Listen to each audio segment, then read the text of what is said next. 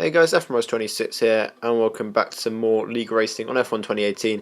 We're here today for round 3 of TWRL, where I'm racing as a reserve this week and probably next week as well, due to it being half term currently and me not having anything better to do with my life. So yeah, we're here around Austria for round 3 because they're doing a random calendar. My pace is reasonably good. I'm hoping to do a very low 4, maybe sneak into the 3s if I nail the lap.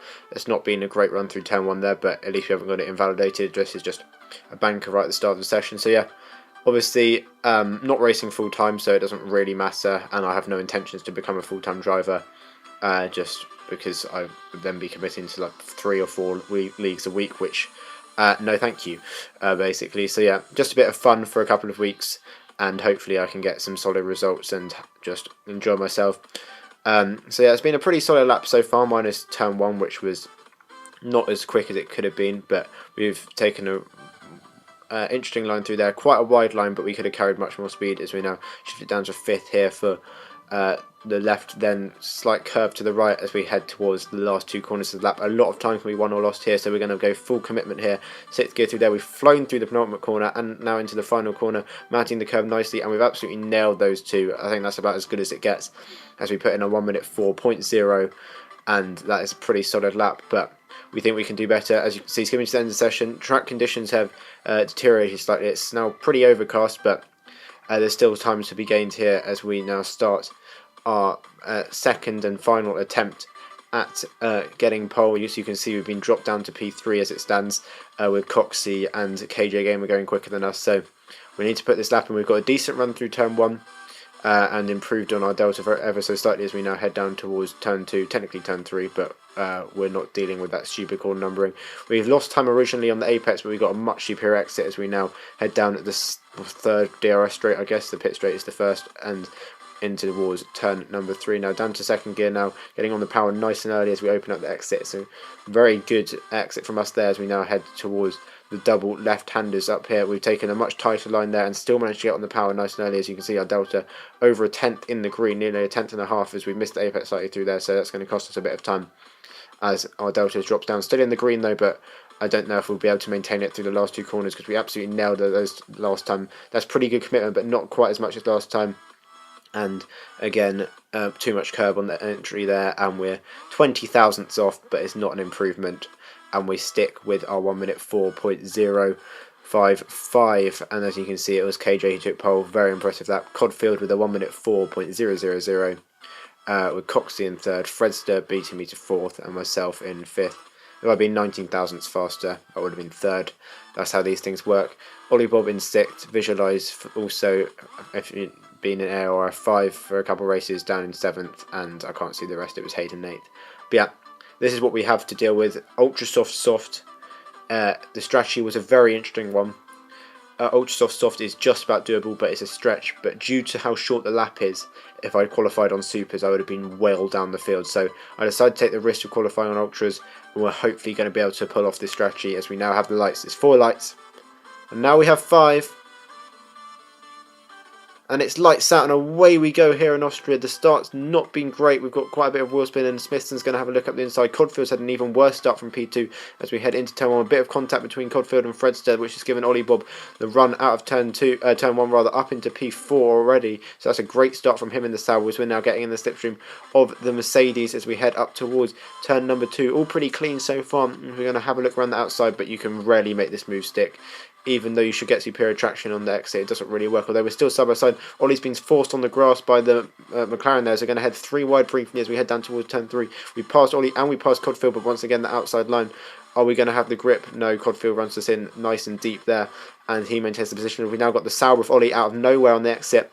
He sat back sensibly as we've lagged him off there, and took the cutback line, and has now also relieved us of P5, so we had a chance of P4 there, but in fact we are down 1 place at the start to P6 with Visualise remaining in P7. But overall, pretty clean start from everyone at the front, and although we lost a place, obviously our car is still intact, unlike in ILR Baku. So yeah, overall a positive, and hopefully our pace will be good enough to stick with these guys. Everyone's pace will be pretty close, given how short the track is. I think KJ might be a bit quicker. His pace is pretty impressive. He's in ARF2. and is pretty competitive there. As we now head around the final corner at the end of lap 2, KJ sets the fastest lap again. We're pretty close to Ollie. Maybe we'll have a look into turn 1. I don't know. He's dropped back from Codfield. We have a look, but we're not really close enough, and we'll just tuck him behind as we head through turn 1 once again. But these yellow flags, and Fred's just dropped it somehow. I don't know how he's done that, but his left front tyre is missing, and that's a free place for us, so I'm not going to complain. I'm not really sure how he's managed that.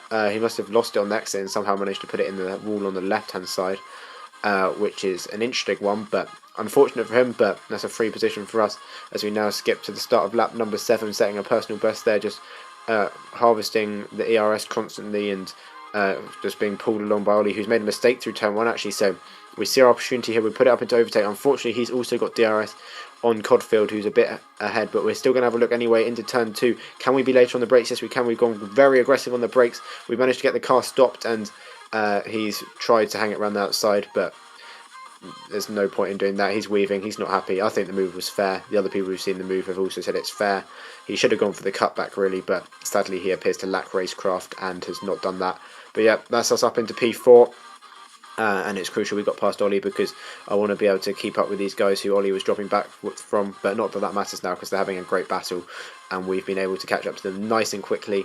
KJ's 3 seconds or so ahead, so he's not out of the question if we can clear these guys quickly, but I'm not sure if my pace will be good enough or my tyre wear because, as I mentioned, it was very touch and go for me as we've taken a bit too much curb there, and that's a very harsh but fair penalty as Coxey's hit the curb at the last corner and he's been thrown off even more there and he's lost 3 or 4 places there. But yeah, that was actually only our second warning, so in theory I could have got the penalty removed, but I do get another warning later in the race, so unfortunately no penalty removal for me today. As we skip to the end of lap 9, Codfield's bailed out very early for a set of softs, or I don't know if he's going on to softs, but for his first pit stop. I think that's too early. I don't think he'll be able to get the softs to the end if he does indeed go for them. So I suspect that's a 2 stop for him, as that allows us up into P2, just 2.7 seconds behind KJ as we now skip to lap 11. This was our pit stop lap. We decided that the tyres maybe could go to lap 12, but the grip wouldn't have been there. So we're going to stretch the softs an extra lap than I would have liked and come in on lap 11 for them here as we get the car slowed down just about for the speed limit line as we'll head down the pit lane towards our Haas pit box, where we shall get the set of softs fitted for what should hopefully be our last stop, unless there's a safety car or we get taken out. Hopefully neither of those will happen. Good stop from the Haas boys, and we're going to see where we are. Jarno goes past, as does Codfield now, as we head up towards turn 1 on the inside line. So we're not far behind Codfield despite his undercut, but as you can see, he's in the wall there. He was on the soft, so maybe he was trying to stretch him to the end, but that doesn't matter now. His front wing is gone. I'm not sure how he's managed that. Maybe contact with the Toro Rosso, but that's him pretty much out of any contention for a podium unless there's a safety car. As we now got the Toro Rosso of Jarno. I don't know what he's doing there, but I think he's actually going to let us through here, so that's very kind of him. Thank you for not fighting me there. So yeah, that's pretty much an easy run for us in P2 now. We'll see if we can do anything about KJ, but this lap is crucial. Actually, we've put all the modes up for this lap because he's stayed out another lap. So maybe the undercut, I don't think the undercut's going to be worth 2.5 seconds, but with all the rich and overtake, etc., we're going to give it our best shot. As we now head through towards the last 2 corners. As you can see, he's already in the pit lane. He's a long way ahead, but you never know. Maybe he has a poor pit stop. It's unlikely. There's no one else in the pit lane. But clutching at straws here, that's an interesting line. You saw nothing, and that's our 3rd warning. So yeah, penalty was now justified, and there's no point asking for it to be removed. As we now have a look into turn 1, KJ is miles ahead, so despite our best efforts, nothing can be done, and we're still about 3 seconds behind KJ, with Hayden now up into P3 after all the pit stops have shaken out. As you can see, skipping to the end of lap number 15 there, KJ's done a 6.7. I do a 7.6, which isn't slow, but KJ's pace is just unreal, and I think that's going to be pretty much it. I don't think there's much we can do, and yeah, literally the most boring race, unfortunately for me. Lap number 36, we didn't see a car after we passed Jarno on lap 12, apart from disconnected AI cars which were lapping. KJ's got the gap out to 7.5. I had to save the tyres really. There's no point pushing. I was miles ahead of Hayden, so just make sure I didn't enter punctured territory as we come through the last 2 corners. Another lapped AI car of Diablo, who unfortunately disconnected. We got an illegal overtake on him. We're going to get the place back, why not? And we'll celebrate coming over the line for P2 here for our debut in TWRL. Unfortunately not a very exciting race for you guys, but still a good result from me. Congrats to KJ if he's watching, which I doubt, but his pace was unreal. Hopefully you can't hear the dog in the background. and well done to Visualise as well, repping ARF5 on the podium, beating Hayden as well, his fellow LCR member. So yeah, good result for myself. Pretty happy with how the race went. Don't think I could have challenged KJ for the win, but maybe if I qualified a bit better, been up with him in the first stint, you never know, but it doesn't really matter. I'm not in here for the championship, just for a bit of fun, and I did really enjoy the race, even if the result, even if the action rather wasn't very good. But yeah, as you can see, results on screen: Hayden took 4th, Coxey in 5th, Smithton in 6th, Ben JP in 7th, Jolly in 8th, I think Jack Spar in 9th, and Frozen Gamers in 10th. Not that really matters, just for any of you guys who are interested. But yeah, that's been it for today, guys, for this week's TWRL. I'll be back next week for Germany, which I'll probably upload as well. But yeah, thanks for watching, guys. See you soon. Goodbye.